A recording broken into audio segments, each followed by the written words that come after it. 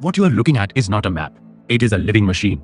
The largest coordinated engineering system ever built by human civilization. The electrical power grid, a continent-scale network that transmits and delivers electrical energy to billions of people in real time, every second of every day, without pause. The grid operates across thousands of kilometers, linking power stations to cities, factories, hospitals, and homes through an invisible river of electrons flowing at nearly the speed of light. Unlike any other engineered system, the grid has almost zero storage, meaning every unit of electricity generated must be consumed at the exact same instant it is produced. This perfect balance between generation and consumption, maintained continuously across an entire nation, backed is the fundamental engineering challenge that every component you are about to see is designed to solve.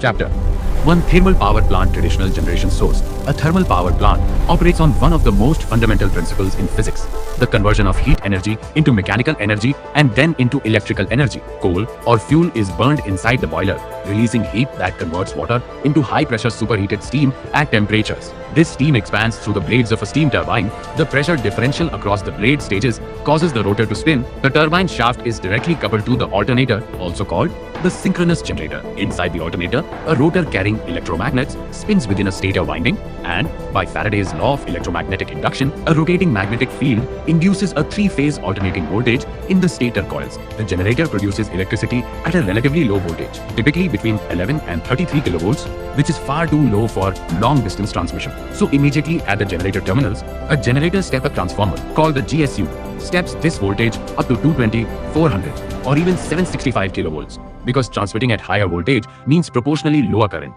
And since power loss in a conductor equals current squared multiplied by resistance, reducing current dramatically reduces transmission losses across hundreds of kilometers. Chapter 2. Renewable energy integration, alternative power generation source. Not all electrical generation relies on heat. Solar photovoltaic farms convert sunlight directly into direct current electricity through the photovoltaic effect. Wind turbines extract kinetic energy from moving air. The aerodynamic lift on the turbine blades creates torque on the rotor shaft, which drives a generator through a gearbox or through a direct drive permanent magnet generator. Hydroelectric plants convert the gravitational potential energy of stored water into electricity.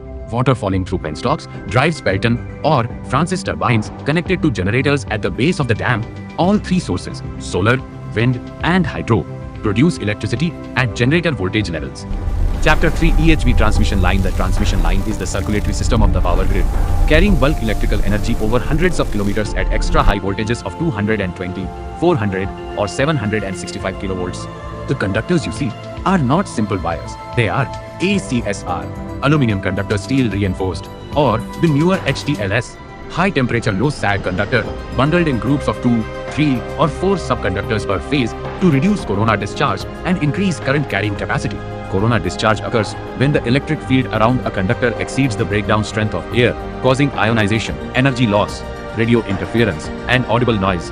Bundling the conductors increases the effective diameter seen by the electric field, reducing the surface field gradient below corona inception threshold. The disc insulator strings hanging from the croissant provide electrical insulation between the energized conductor and the grounded tower. The OPGW, optical ground wire, serves a dual purpose. As a shield wire, it intercepts lightning strokes that would otherwise strike the phase conductors, and embedded within its metallic strands are optical fibers that carry protection signaling and communication data between substations. The sag of the conductor between towers is a precise engineering calculation. At high temperatures, the conductor expands and sags more, and the minimum ground clearance must be maintained at maximum operating temperature to comply with safety standards. Chapter 4. Wave trap CVT, lightning arrestor tool. At the point where a transmission line enters a substation, three critical pieces of equipment perform very specific and distinct functions. The wave trap, also called a line trap, is a parallel LC resonant circuit tuned to the carrier frequency band used for power line carrier communication, typically between 40 and 500 kHz. It presents very high impedance to these carrier frequencies, trapping them on the line side and preventing them from flowing to the substation bus, where they would be lost, while simultaneously presenting negligible impedance to the 50 Hz power frequency, allowing normal load current to flow without restriction. This is how protection relay signals and voice communication travel over the same conductors that carry megawatts of power. The CVT, capacitive voltage transformer, serves two functions simultaneously. Its capacitor divider stack steps down the line voltage of 400 kV to an intermediate level of a few kilovolts, and a precision electromagnetic transformer further reduces it to 110 volts, which is the standard input level for protection relays and energy meters. The capacitance of the CVT stack is also used as the coupling capacitor for the PLCC carrier signal injection. The lightning arrestor, specifically the metal oxide varistor type using zinc oxide blocks, is a non-linear resistor. At normal operating voltage, its resistance is extremely high and virtually no current flows through it. But when a lightning-induced voltage surge or a switching over voltage spike arrives on the line, the non-linear characteristic causes the arrestor resistance to drop dramatically, diverting the surge current safely to ground and clamping the overvoltage to a level that the substation equipment insulation can withstand. Chapter 5: AIS Substation. A substation is a node in the transmission network where voltage is transformed, power flow is controlled, and the network can be switched and protected.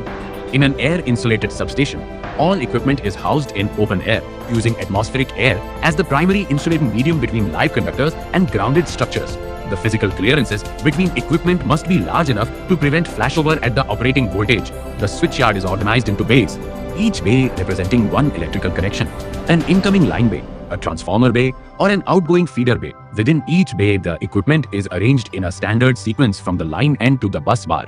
And this sequence is defined by both operational logic and protection philosophy. The bus bar is the common conductor to which all bays connect, and the bus bar configuration determines how flexible and reliable the substation switching scheme is. A double bus scheme with two parallel bus bars allows any bay to be connected to either bus bar through its isolators, providing redundancy so that maintenance on one bus does not interrupt supply on the other. The control room building at the edge of the yard houses all protection relays, control panels, communication equipment, and the SCADA system that monitors and controls the entire substation remotely. Chapter 6: Isolator, SF6 Breaker, S-Switch. These three switching devices form the fundamental switching hierarchy in any substation bay, and understanding their individual capabilities is essential. The isolator or disconnector is a mechanical switch designed to create a visible air gap for isolation purposes only. It has no current interrupting capability whatsoever. It must never be opened or closed under load current or fault current. It is operated only after the circuit breaker has already interrupted the current. Its purpose is to provide a visible, verifiable, and lockable isolation point so that maintenance work can be performed safely on equipment that has been de-energized. The SF6 circuit breaker is the primary fault interrupting device, capable of interrupting fault currents of up to 63 kA or more in microseconds. When the breaker receives a trip command from the protection relay, its operating mechanism, typically spring stored energy or hydraulic, separates the main contacts at high speed inside a sealed chamber filled with sulfur hexafluoride gas at high pressure under car drawer. SF6 has an extremely high dielectric strength, approximately 2.5 times that of air, and excellent arc quenching properties because the gas blast cools and deionizes the arc plasma rapidly, extinguishing the arc at a current zero crossing of the AC waveform. The earth switch, also called the maintenance earth, is connected between the isolated conductor and ground. Once the isolator has been opened and locked, the earth switch is closed to drain any residual charge on the conductor and to provide a solid earth fault path that will trip the circuit immediately if the conductor is accidentally re-energized.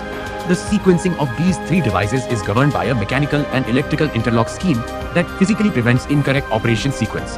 Chapter 7: Current Transformer, Voltage Transformer, Post B, US Insulator. Measurement and protection at high voltage levels cannot be done directly. The instruments that process electrical quantities, relays, meters, and recorders operate at standardized low voltage and low current levels for safety and standardization. The current transformer achieves this by exploiting the principle of transformer action. The primary circuit is simply the high voltage conductor passing through the toroidal core, effectively one turn of the primary winding. The secondary winding wound around the same core produces a current proportional to the primary current at a defined ratio. The voltage transformer or potential transformer reduces the high line voltage to a standard 110 volt output using conventional transformer principles. The post bar insulator is a mechanical support structure. It supports the weight of bus bar conductors and equipment terminals while simultaneously withstanding the full operating voltage between the live conductor and the grounded base. It must also withstand the mechanical forces during a short circuit, where the electromagnetic force between parallel conductors carrying fault currents of tens of kiloamperes can be enormous. Chapter 8: Power Transformer, 2-winding or 3-winding in terms of primary, secondary, tertiary side. The power transformer is arguably the most critical single piece of equipment in the entire power system. It enables the fundamental voltage transformation that makes long-distance transmission economically viable. Its operating principle is Faraday's law applied to a shared magnetic core. An alternating current in the primary winding creates an alternating magnetic flux in the cold rolled grain-oriented silicon steel core. This alternating flux links with the secondary winding and induces a voltage proportional to the turns ratio. The core is laminated to reduce eddy current losses. The entire assembly is immersed in transformer oil, which serves dual purposes of insulation and heat dissipation. The oil circulates through external radiator fins by natural convection or forced by pumps and fans. The Buchholz relay is a gas-actuated protection device mounted in the pipe between the main tank and the oil conservator. If an internal fault develops, the ART decomposes the oil-producing hydrogen and other gases which rise and collect in the Buchholz relay, triggering an alarm for minor faults or an immediate trip for major faults. The on-load tap changer allows the transformer turns ratio to be adjusted in small steps while the transformer is energized and carrying load by selecting different tapping points on the HV winding. Chapter 9 GIS versus AIS gas insulated switchgear and air insulated switchgear represent two fundamentally different philosophies for housing substation equipment at the same voltage level. In an air-insulated substation, the insulating medium between live parts is atmospheric air, and the required clearance distances at 400 kV mean that equipment must be physically separated by several meters, resulting in a large physical footprint. In a gas-insulated switchgear substation, all live components, the bus bars, circuit breakers, isolators, current transformers, and earth switches are enclosed inside grounded metallic enclosures filled with sulfur hexafluoride gas at a pressure of typically 4 to 6 bar absolute. SF6 at this pressure has a dielectric strength approximately 8 to 10 times that of air at atmospheric pressure. This means the required clearance distances shrink by a factor of 8 to 10.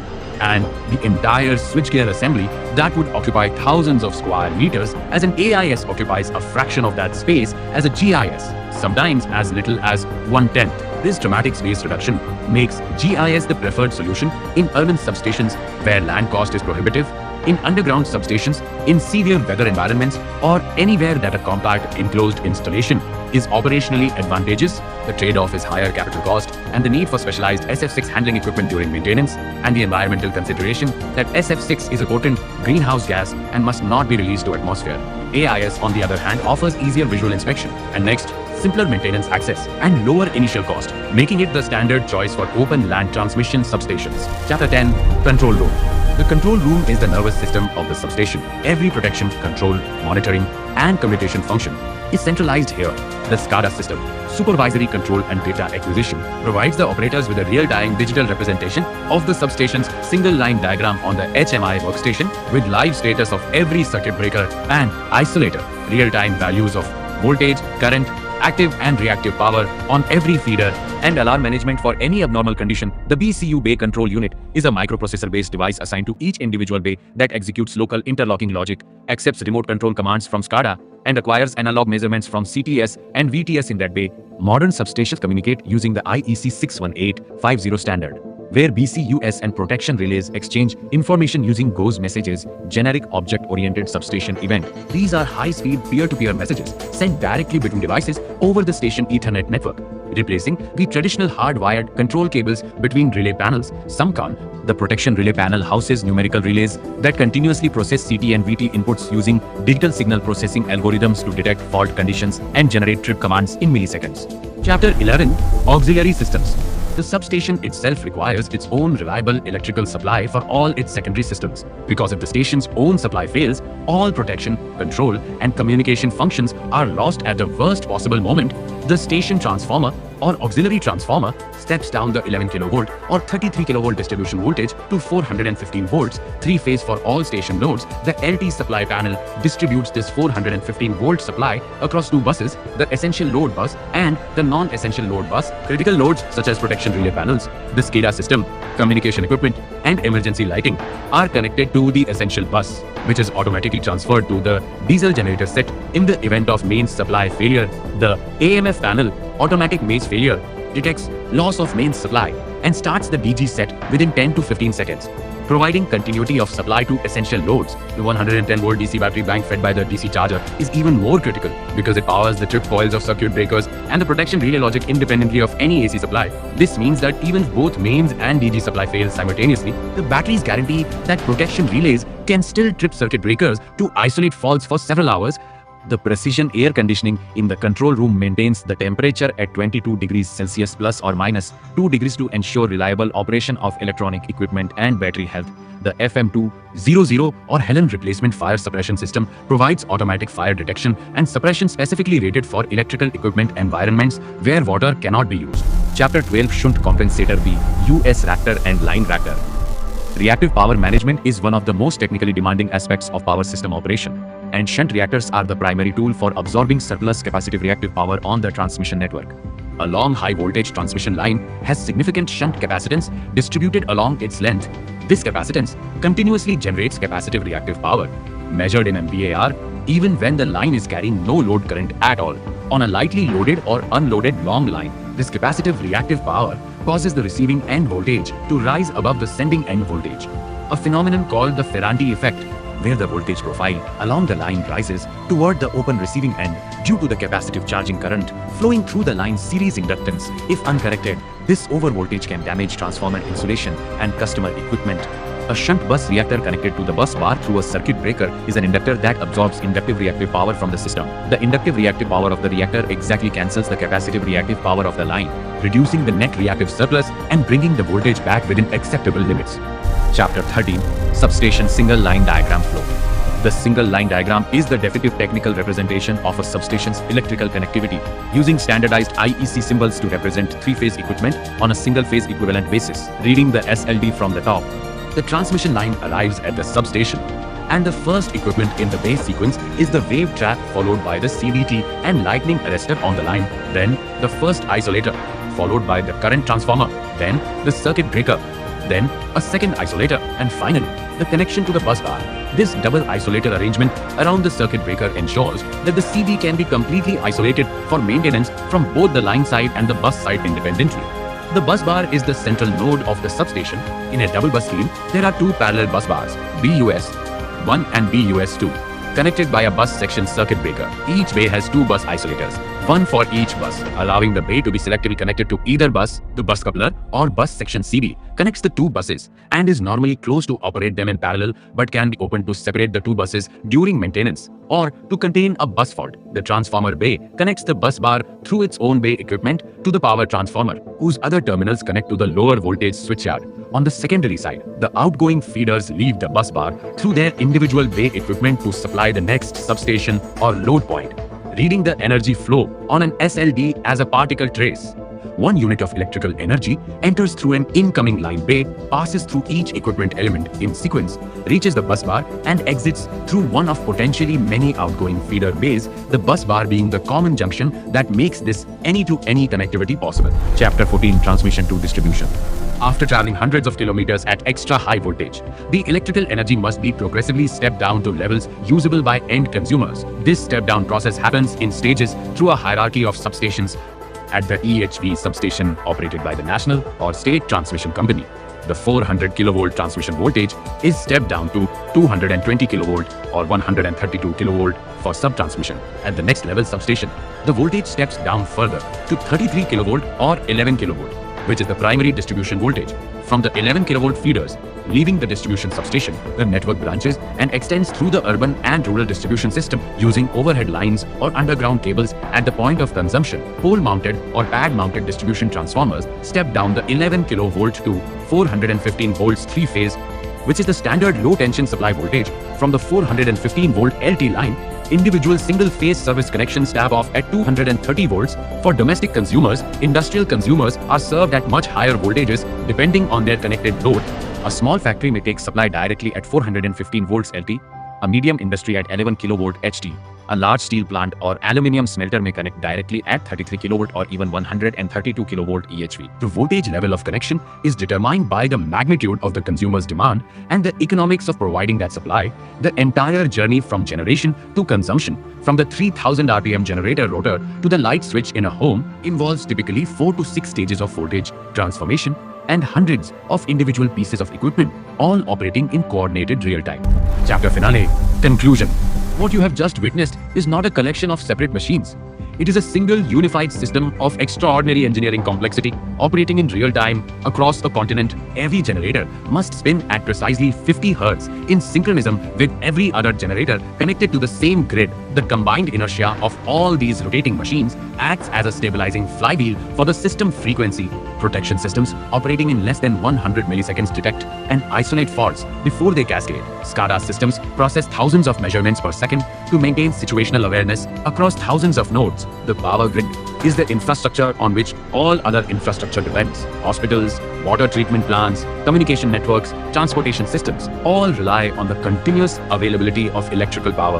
The engineering disciplines involved span electromagnetic theory, thermodynamics, materials science, control systems, power electronics, and computer science. The journey of electrical energy from the point of generation to the point of consumption, passing through step-up transformers, extra high voltage transmission lines, substations with their complex switching and protection systems, and finally through distribution networks to the end user, represents one of the most remarkable achievements of applied engineering science, and the fundamental physical principles governing every single component, from the GSU transformer winding to the zinc oxide blocks in a surge arrestor, were understood and formalized within the last 200 years of scientific progress.